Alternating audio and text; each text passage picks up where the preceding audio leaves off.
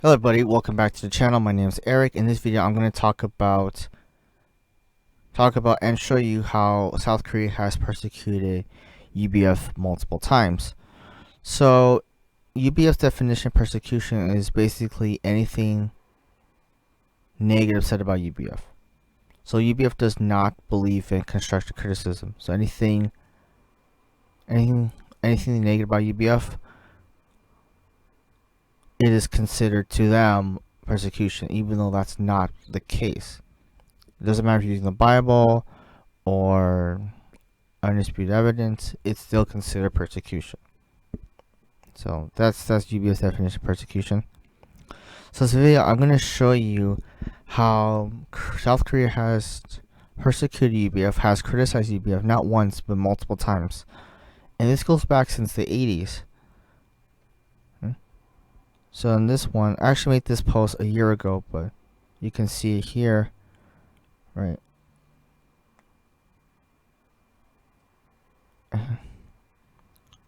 Right, and this is actually from the document History 10 Young Tent Makers, the History of UBF. I actually mentioned this in a earlier video, right? And by the way, this is actually approved by the founder, so it's very intriguing to see the founder approve of such a document, since they are those who criticize UBF in Korea that are mentioned in this document.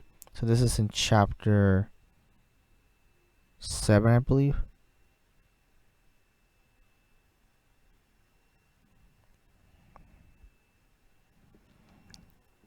Here's one form of criticism.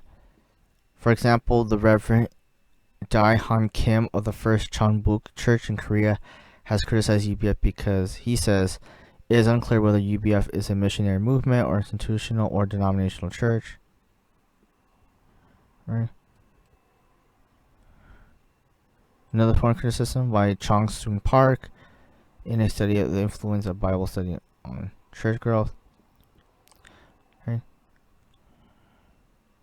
Despite UBF's great contribution providing the developing Bible study method through one-to-one or small group Bible studies, it has been separated from the churches. This is true, because UBF broke off from the Presbyterian Church back in the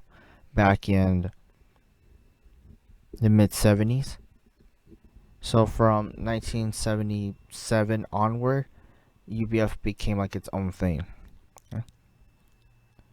Maintaining its own independent worship and administration. If it has created a religious structure and hence acts as a church who has no connection to other church, it should be viewed as a problematic church. See, even this guy was saying like, oh, UBF is the problem. And another one right here.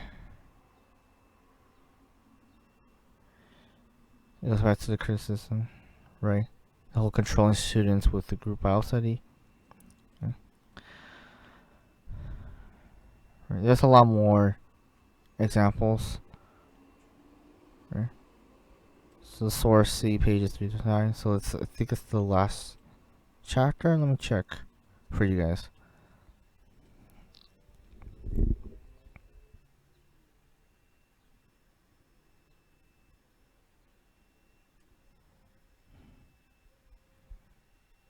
Yes, it was the last chapter. Chapter 7, critiques of UBF, the weaknesses of UBF. So here I point out the exact pages to find it.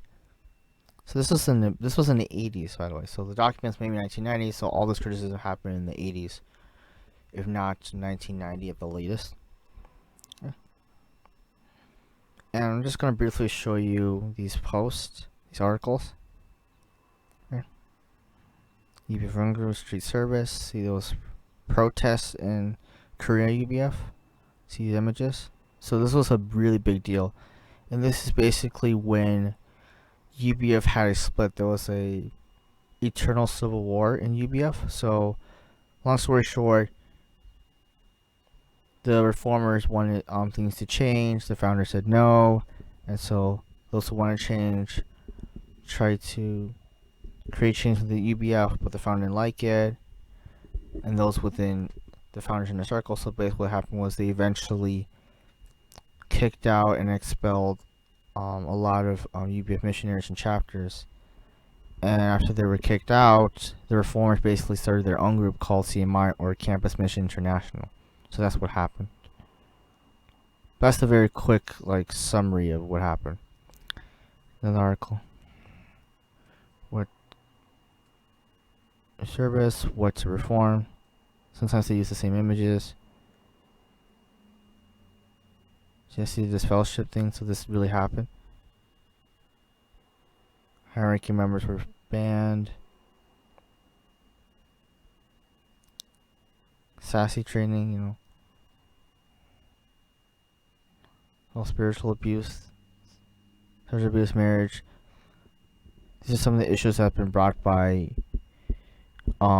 both members and ex-members throughout the world, and even Korea as well. So this goes to show that, once again, this is not a cultural misunderstanding. More. Well, you see some of the UBF reformers trying to go to a seminary school. Right? Images there. Don't worry, I put a link to all these in the description below. The winter reform. So he was one of the members of UBF who left back in 1976 when the first reform movement happened. And as a result, they created their own group. So the 1976 people, as far as what happened to them, basically, after they were kicked out, they started their own group called ESF, which stands for Evangelical Student Fellowship. And they still exist to this day. Yeah, so so this is them. They're still around.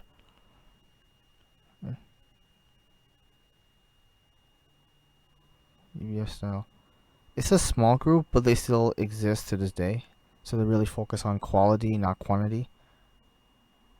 Right? And they also work with other churches as well.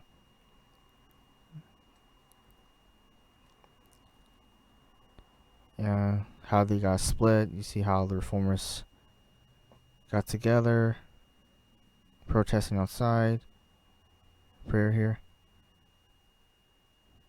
having their meeting. That's what happened.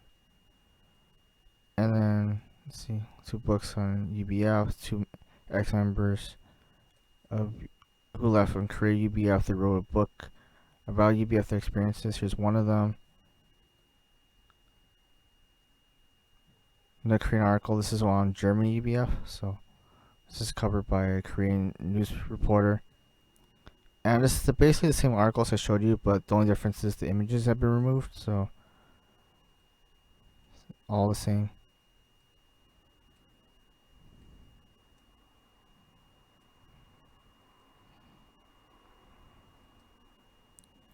If you're wondering.